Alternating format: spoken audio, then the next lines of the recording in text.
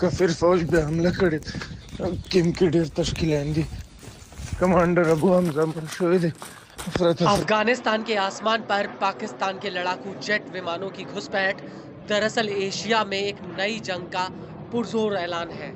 अफगानिस्तान पर बम बरसाते Pakistani fighter jet को इस बात का इल्म नहीं कि उन्होंने पूरे पाकिस्तान के लिए उस मुसीबत को न्योता दिया है जिसे पीछा छुड़ाकर कभी रूस तो हाल ही में अमेरिका भागा है। वो नाम है तालिबान का। तालिबान भयंकर गुस्से में है क्योंकि तालिबान की आवाम पर पाकिस्तान ने बम गिराए हैं।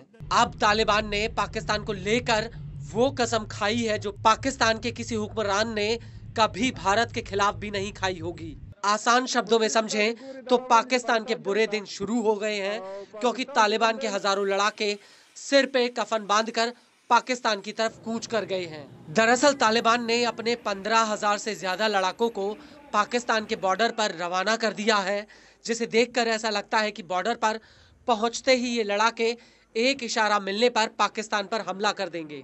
इसकी सबसे बड़ी वजह ये है कि पाकिस्तानी एयरफोर्स ने 24 दिसंबर 2024 को अफगान के पूर्वी इलाके के पख्तवा में एक हवाई हमला किया था जिसमें 46 लोगों की मौत हो गई। और इस हमले के बाद तालिबान ने पाकिस्तान को इसका मुंहतोड़ जवाब देने का ऐलान कर दिया।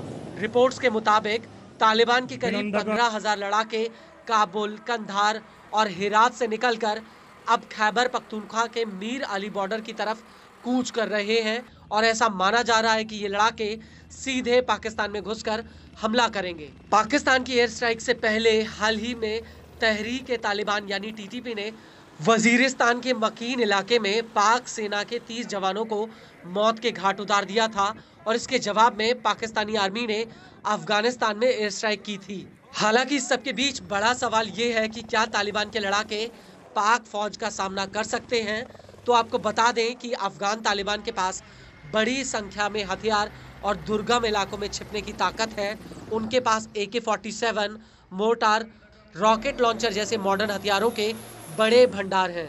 इसके अलावा तालिबान के लड़ाके उन पहाड़ों और गुफाओं से हमला करते हैं जिनके बारे में पाकिस्तानी सेना को पता तक नहीं है।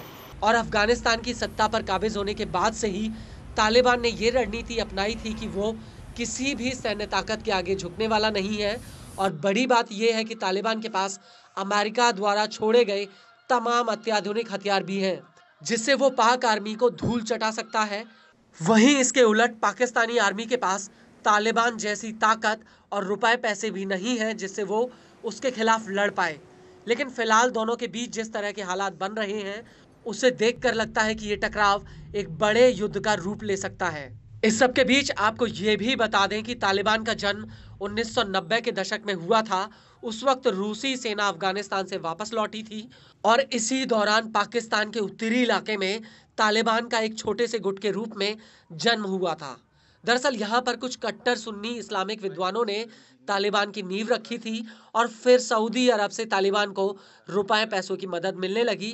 इसके अलावा वैचारिक रूप से तालिबान के ऊपर देवबंदी विचारधारा शुरू से ही हावी है और तालिबान का लक्ष्य है कि वो इस्लामी इलाकों से विदेशी शासन को खत्म करके वहां पर शरिया कानून और इस्लामिक राज्य की स्थापना करेगा। हालांकि जब तालिबान का जन्म हुआ तो उस वक्त समाज के निचले तबके ने उसे खूब प्यार दिया, लेकिन धीरे धीरे कट्टरता बढ़ती गई और तालिबान को लोगों ने नकारना शुरू कर दिया।